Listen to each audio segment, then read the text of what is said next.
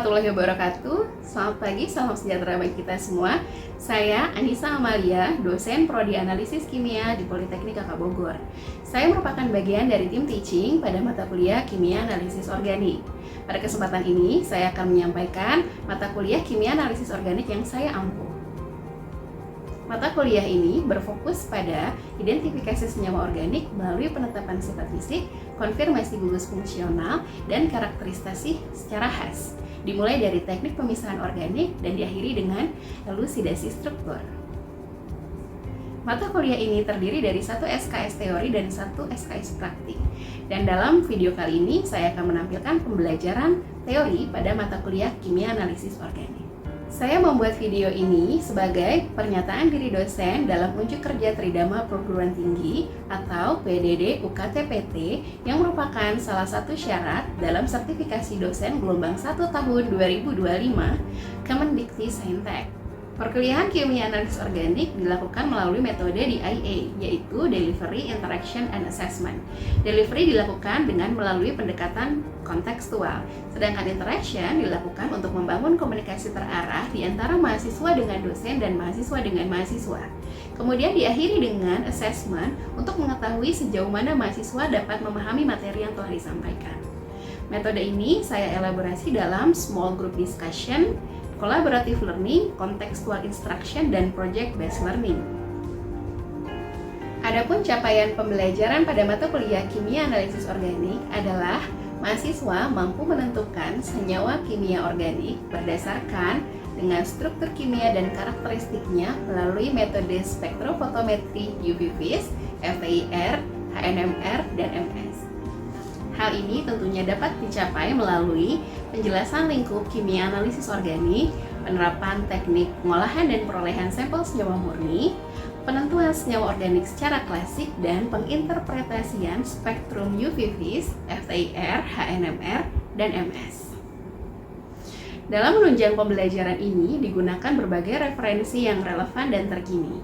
Pertemuan pada perkuliahan ini adalah 16 kali pertemuan, di mana pertemuan ke-8 adalah UTS dan pertemuan ke-16 adalah UAS. Evaluasi dilakukan melalui penilaian aktivitas sebesar 10%, proyek 25%, tugas 15%, UTS 25%, dan UAS 25%. Selanjutnya akan ditampilkan video proses pembelajaran kimia analisis organik dengan pokok bahasan teknik pemisahan senyawa organik melalui teknik kromatografi lapis tipis. Selamat menyaksikan. Oke, Assalamualaikum warahmatullahi wabarakatuh. Waalaikumsalam warahmatullahi wabarakatuh. Ini kelas 1D. Betul ya, saya nggak salah masuk ya. Ini udah pada hadir semua atau ada yang belum datang teman-temannya? Sudah, coba cek dulu ya. Di sini Danis belum tanda tangan. Danis ada Danis? Oh hadir, belum tanda tangan ya. Oke, yang lain sudah. Nanti kalau misalnya teman-teman masuk jangan lupa selalu rekam kehadiran gitu ya. Oke, hari ini saya kuliah Kimia Analisis Organik pertemuan kedua. Kemarin kita sudah pernah belajar tentang kimia analisis organik termasuk dengan kontrak, kemudian juga dengan persentase bobot penilaian sudah dijelaskan. Lalu kemudian kita juga masuk ke beberapa materi gitu ya. Nah hari ini judul kita itu adalah masuk ke pemisahan dan pemurnian senyawa organik. Mungkin kalau pada saat minggu lalu sudah dibahas RPS-nya, kita sudah berada di sub CPMK yang berikutnya. Ya, tapi sebelum itu saya mau recall dulu. Teman-teman masih ingat nggak kira-kira kemarin tuh kita belajar apa ya? Mungkin sambil untuk mengingat saya tampilkan ini video nenek ya. Lagi ngapain ini neneknya? Makan apa? Makan daun sirih. Pernah makan daun sirih kita? Enggak ya. Nah, minggu lalu ini saya tampilkan, kalau saudara mesti ingat ya. Kemudian juga saya tampilkan tentang potongan jurnal ini. Kalau ada yang ingat minggu lalu kita belajar apa sih? Ada nggak yang ingat? Boleh tunjuk tangan. Oh iya, siapa namanya? Delis. Gimana Del? Jadi minggu lalu kita membahas tentang ruang lingkup kimia analisis organik, di mana kimia analisis organik itu menjadi tools atau menjadi alat untuk mengungkap senyawa organik bioaktif yang tidak diketahui, yang berasal dari sumber alam atau sintesis yang lebih empiris. Oke, berarti minggu lalu secara garis besar saya menyampaikan tentang kimia analisis organik ini ngomongin apa sih gitu ya. Kemudian kimia analisis organik ini bicaranya tentang apa sih? Ternyata tadi disampaikan sama Delis. Itu berkaitan dengan adanya sumber bahan alam. Kemudian dieksplorasi dengan teknik-teknik tertentu. Lalu kemudian juga minggu lalu saya bicara tentang ruang lingkup. Benar tadi sudah disampaikan juga dengan Delis. Tapi ruang lingkupnya tuh apa sih? Coba yang masih ingat boleh ditunjuk tangan. Siapa namanya nih? Danis. Oke. Dan ini kemarin ditampilkan gambar ini nih perkuliahan minggu lalu. Apa ya kira-kira ini, Dan? Kalau melihat dari runtutan ini, jadi kimia analisis organik ini sering dikaitkannya dengan eksplorasi senyawa baru. Oke. Yang kira-kira berpotensi untuk jadi apa ya? Jadi bahan baru dari memanfaatkan alam gitu. Oke. Dari tanaman. Berarti ada langkah-langkahnya kan, Dan? Minggu lalu kita belajar tuh langkah-langkahnya apa sih? Buat langkah yang pertama itu ada pengambilan sampel dari sumber alam. Betul. Setelah sampelnya diambil, bisa dilakukan ekstraksi ataupun isolasi untuk senyawa yang ingin diambil. Oke, Setelah terus? itu dilakukan identifikasi dan karakterisasi. Oke. Lalu dilakukan bioassay dan terakhir itu secara opsional juga bisa dilakukan sintesis bahan yang dihasilkan. Betul sekali. Oke. Berarti sebenarnya saya udah kasih hint-nya ya, minggu lalu kita belajar apa, dan saya dengar langsung dari teman-teman sudah sedikit banyak memahami kimia analisis organik. Pernah belajar kimia organik nggak? Pernah ya. Waktu itu kimia organik belajarnya tentang apa sih? Gugus fungsi ya. Gugus fungsi apa yang saudara tahu? Alkohol. Kemudian aldehid gitu ya. Berarti apa sih yang tadi disampaikan sama Denis, sama Delis, bahwa kalau misalnya kita tarik nih kimia organik, ini agak kurang nyata. Oke, kimia organik sekarang belajarnya apa nih? Kimia analisis organik. Sebentar, saya cari dulu judulnya yang lebih nyata ya.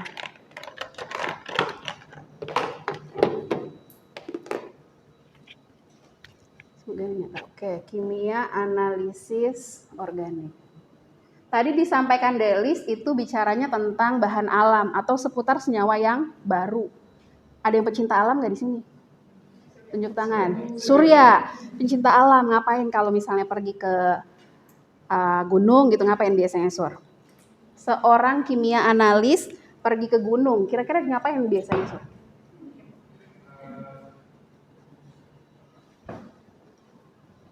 Lihat pemandangan. Terus lihat pohon banyak, sungai, hewan-hewan gitu ya. Pernah nggak terbersit Surya tuh pengen lihat bahan alam yang bisa menyebabkan penyembuhan penyakit kanker? Belum pernah ya. Pengen nggak tapi? Pengen ya. Mudah-mudahan suatu saat pencinta alamnya berkembang jadi pencinta alam analis kimia gitu ya. Jadi kalau kita ngelihat kedudukannya dari yang kemarin tadi dijelaskan sama Delis dan Danis, bahwa kimia organik sama kimia analisis organik ini bentuk lanjutannya gitu ya. Bentuk lanjutannya. Kalau ini bicaranya tentang gugus fungsi, terus apa lagi? Belajar nggak ada makromolekul kayak protein? Belajar ya, molekul. Oke. Nah, kalau misalnya kimia analisis organik ini berada di tengah-tengah, karena ujungnya nanti akan bicara tentang kimia organik bahan alam. Makanya tadi Ibu setuju banget sama pendapatnya Delis kalau disebutnya sebagai tools. Tools itu apa sih? Alat ya. Alat untuk memahami kimia organik bahan alam adalah kimia analisis organik. Makanya di sini tadi ruang lingkup yang disampaikan Denis itu sudah tepat bahwa harus dimulai dari eksplorasi ditutup dengan pemastian apakah bahan alam itu benar berfungsi atau tidak. Oke, sekarang Ibu punya foto yang baru lagi. Pernah lihat orang ini?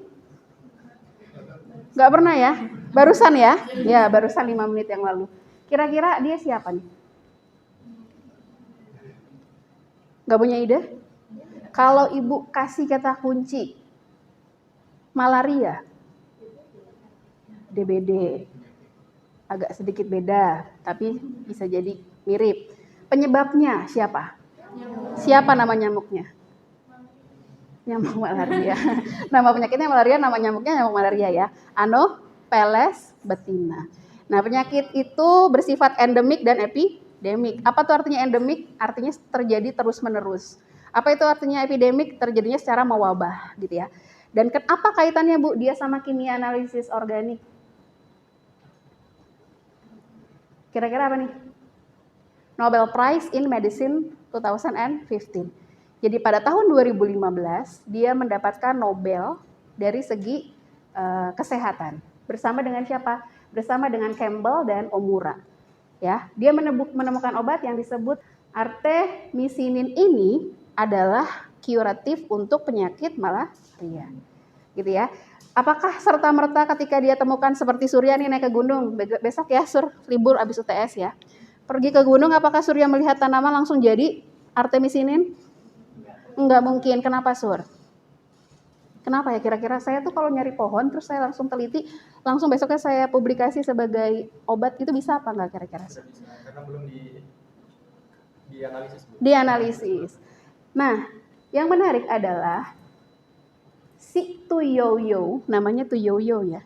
Pada tahun 2015 ini, melalui eksplorasinya terhadap tanaman herbal Cina, yaitu tumbuhan Xinghao, dia menemukan senyawa artemisinin. Logikanya bagi saudara, apakah senyawa artemisinin itu hanya ada satu di dalam pohon itu? Kenapa? Kira-kira. Mungkin nggak Lukman, di dalam satu pohon cuma ada satu senyawa? Menurut Lukman nggak mungkin.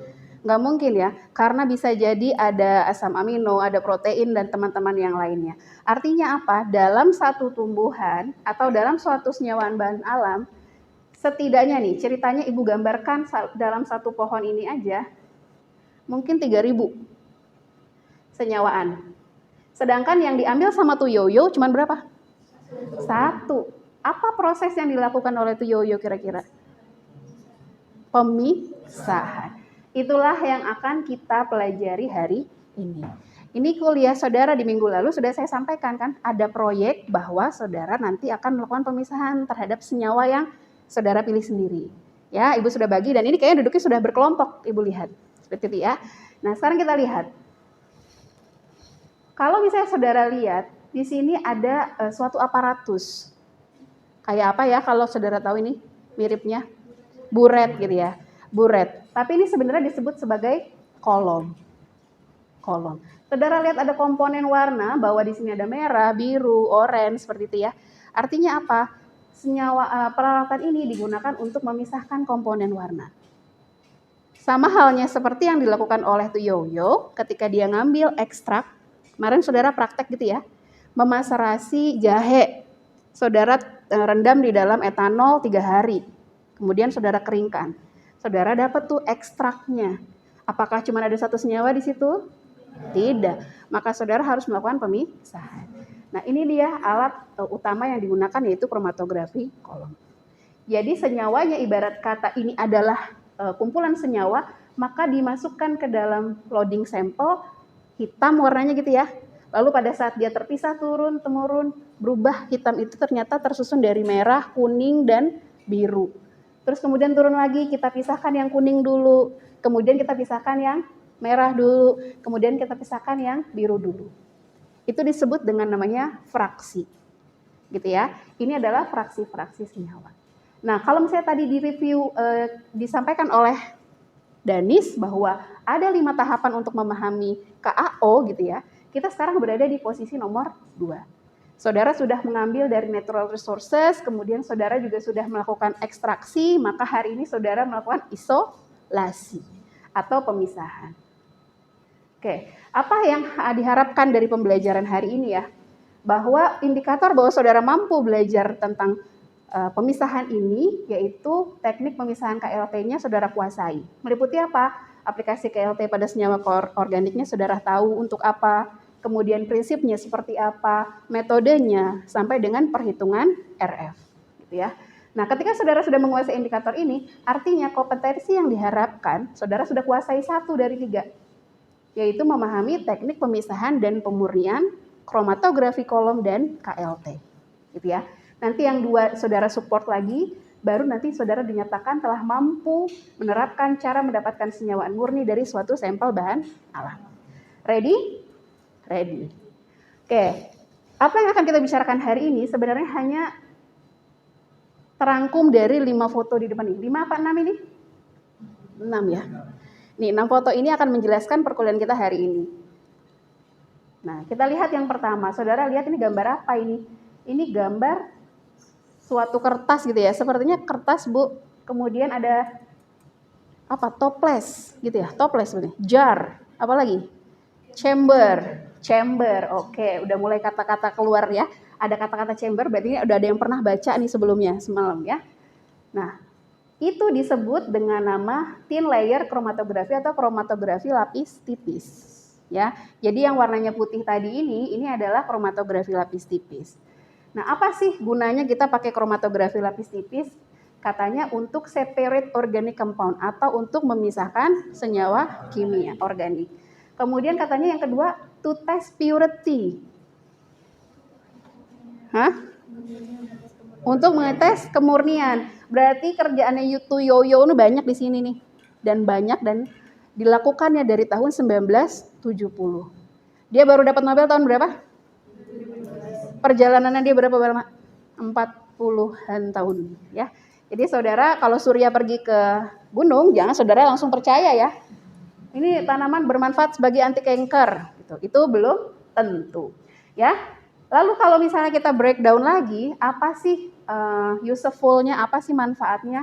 Yang pertama untuk mengidentifikasi komponen senyawaan.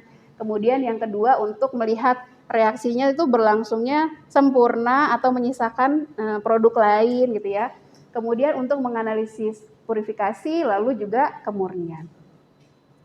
Oke, ini dia alat sederhananya kalau secara 2 dimensi. Yang tengah disebut plat KLT, yang di luar disebutnya chamber KLT. Kemudian ada yang warnanya biru sedikit ini disebut sebagai mobile phase atau fase gerak. Ya, oke. Nah, prinsipnya apa? Kalau ada 3 benda ini, yang menjadi prinsip utama itu fase geraknya, KLT-nya.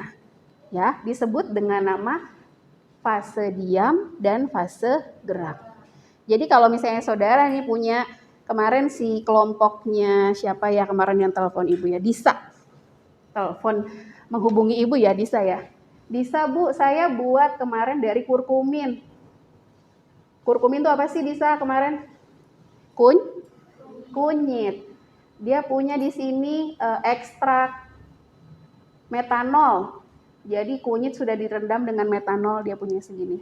Sekarang Disa mau ngerjain sesuatu kan, mau memisahkan. Karena kata Disa, Bu ini kayaknya banyak senyawanya. Gitu ya. Maka Disa harus siapin apa nih sekarang hari ini? KLT atau kolom. Kalau Disa mau dapetin senyawanya, maka saudara Disa harus melakukan kromatografi kolom.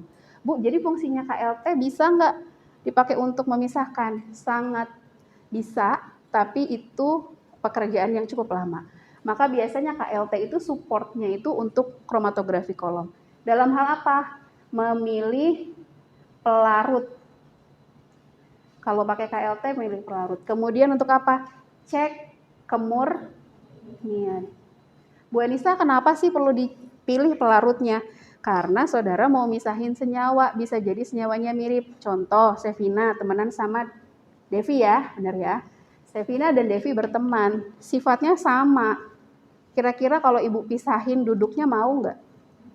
Enggak. Bagaimana cara memisahkannya? Ibu harus pakai trap atau jebakan sehingga mereka mau berpisah. Begitu ya.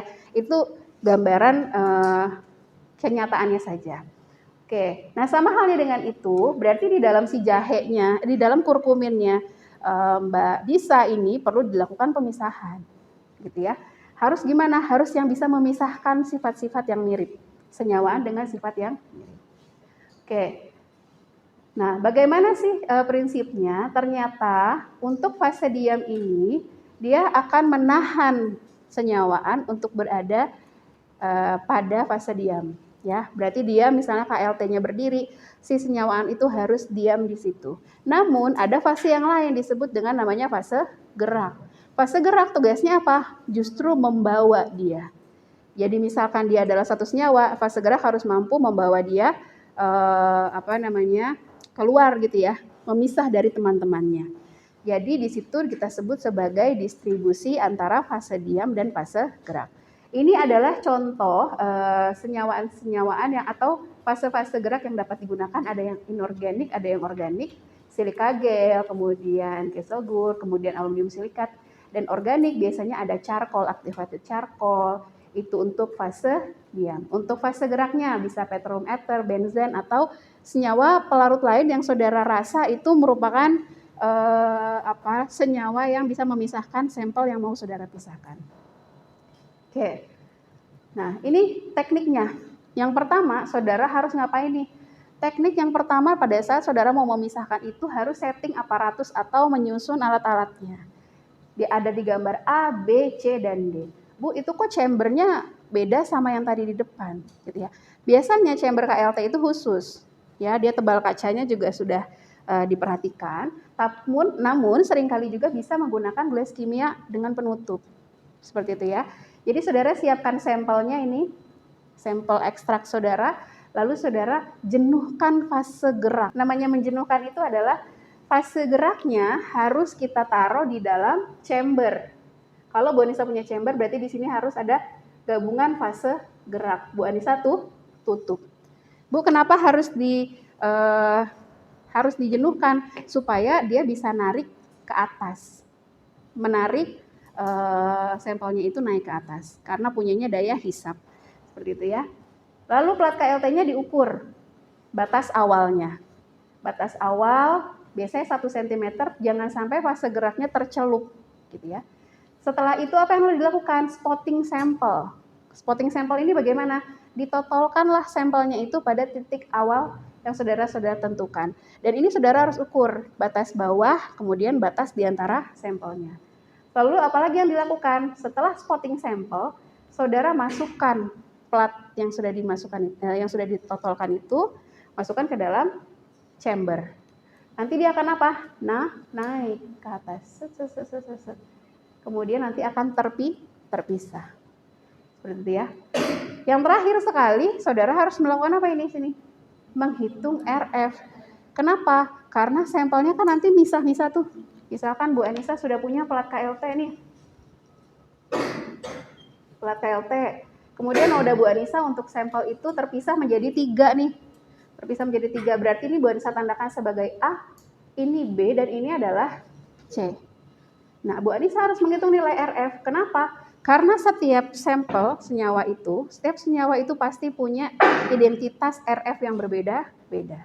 Cara hitungnya bagaimana, Bu? Misalkan RF senyawa A, maka hitung jarak noda dibagi dengan jarak elusi. Jadi kalau misalnya tadi pas sudah berhenti, misalkan ini batas awal ya, ini batas akhir. Bu Anissa elusi proses penyerapan sampai berhenti di sini. Bu Anissa angin-anginkan, Bu Anissa hitung. Misalkan ini 3 cm, sedangkan jarak elusinya 10 cm. Berarti tinggal dihitung 3 dibagi 10 sama dengan 0,3. Itu ya. Oke. Berarti sekarang saudara sudah memahami nih bahwa besok apa yang akan saudara lakukan di laboratorium. Saudara harus melakukan pemisahan dari ekstrak yang saudara sudah ambil. Nah, ini contohnya tadi ya. Senyawa A, B, C, D dibandingkan dengan U. Sepertinya U ini adalah senyawa organik gitu ya, yang diketahui. Sedangkan A, B, C, D ini tidak diketahui. Pada saat dielusi, A berhenti di jarak 2 cm. Sedangkan B berhenti di jarak 3 cm. Kemudian C berhenti di jarak segitu. Maka tinggal dihitung RFA berapa, RFB berapa, RFC berapa, RFD berapa. Bu, ini manfaatnya untuk apa? Ya, saudara bisa lihat bahwa di dalam ekstrak saudara ada berapa kemungkinan senyawa. Dan ini pun belum tentu murni. Maka pemilihan pelarut itu harus benar-benar selektif. Dicari yang paling mampu memisahkan noda. Jadi kalau misalnya Bu Anissa punya plat KLT dari ekstrak, Bu Anissa elusi. Yang satu muncul 1 titik noda, yang satu dengan pelarut yang lain muncul 3 titik noda. Maka pelarut yang kita pilih yang A atau yang B? Yang B. Kenapa? Benar banget, karena dia lebih bisa memisahkan, gitu ya. Nah, makanya itu kemarin sudah belajar juga tentang pelarut-pelarut yang bisa dipilih, gitu ya. Sekarang misalkan punya saudara ekstraknya mau diapakan, itu saudara lihat pelarut yang paling cocok itu adalah apa sih. Namun sebelum lari ke situ, ini ada PR di sini nih. RFA, B, C, dan D lalu U. U ini belum ditentukan nih. Ada U1, ada U2. Lu penasaran, kalau saudara benar-benar sudah bisa RF, kira-kira pasti tahu cara ngitung RF ya. RF U1 ini berapa sih? Ada yang bisa nggak? Siapa? Danis? Coba Danis, maju ke depan. Kira-kira RF U1 ini berapa sih? Satu lagi RF U2. Surya deh. Kayak di sini ya.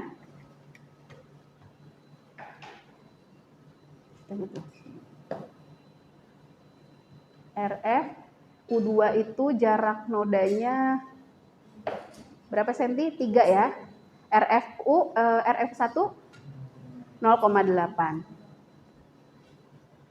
Oke, 0,8 cm. Teman-teman yang lain boleh sambil dihitung juga tuh nilai RF-nya yang mana sih yang paling mendekati dengan U gitu ya. Apakah A, apakah B, apakah C, ataukah D. Oke, kita lihat ya jawabannya teman-teman. Untuk RFU1 diketahui 0,8 dibagi 5. Ini benar apa enggak nih cara perhitungannya nih? Sudah benar ya? Sudah benar? Yakin? Oke. Kalau yang ini? Sudah benar juga. Berarti saudara sebenarnya sudah bisa ya cara menghitung RF. Oke, kalau misalnya seperti itu, maka saudara nanti tinggal internalisasi ke dalam tugas. Ibu kemarin sudah ngecek tugas dari satu kelompok, yaitu kelompok Disa ya. Nanti kelompok Disa silakan dilanjutkan tuh. Nah, tadi kan sudah nih belajar sedikit tentang penentukan TLC gitu ya, atau KLT. Kira-kira apa yang akan dilakukan nanti?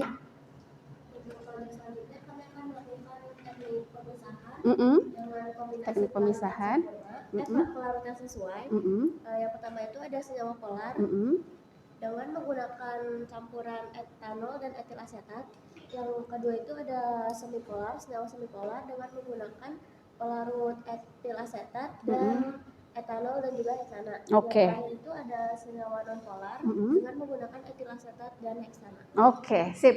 Kalau kayak gitu teman-teman, ini sudah jadi salah satu gambaran ya. Minggu depan kita akan melakukan apa ya? Minggu depan Ibu akan dengarkan hasil paparan dari teman-teman terkait dengan teknik pemisahan yang sudah dipilih untuk judulnya masing-masing. Sehingga mungkin untuk perkuliahan hari ini bisa Ibu cukupkan. Seperti itu ya. Teman-teman kira-kira ada nggak yang bisa bantu menyimpulkan hari ini kita belajar apa ya? Saya, Bu. Oke, Dev. Jadi kesimpulan pembelajaran hari ini untuk melakukan pemisahan dan pemurnian pada ekstrak kasar bahan alami digunakan uji KLT. Dimulai dengan persiapan plat KLT, Betul. lalu penjenuhan eluent, sputting sampel, lalu ada proses elusi dan perhitungan RF. Oke, betul sekali ya. Jadi ada 4 teknik dalam melakukan teknik pemisahan dengan KLT. Terima kasih sebelumnya kepada teman-teman karena sudah sangat baik menghadiri perkuliahan hari ini. Mungkin Ibu cukupkan, lebih kurangnya Ibu mohon maaf. Wabillahi taufiq wal hidayah. Wassalamualaikum warahmatullahi wabarakatuh. Waalaikumsalam warahmatullahi wabarakatuh. Terima kasih. Sama-sama. Demikianlah video proses pembelajaran pada salah satu pokok bahasan di mata kuliah Kimia Analisis Organik. Terima kasih telah menyaksikan. Semoga video ini bermanfaat. Wassalamualaikum warahmatullahi wabarakatuh.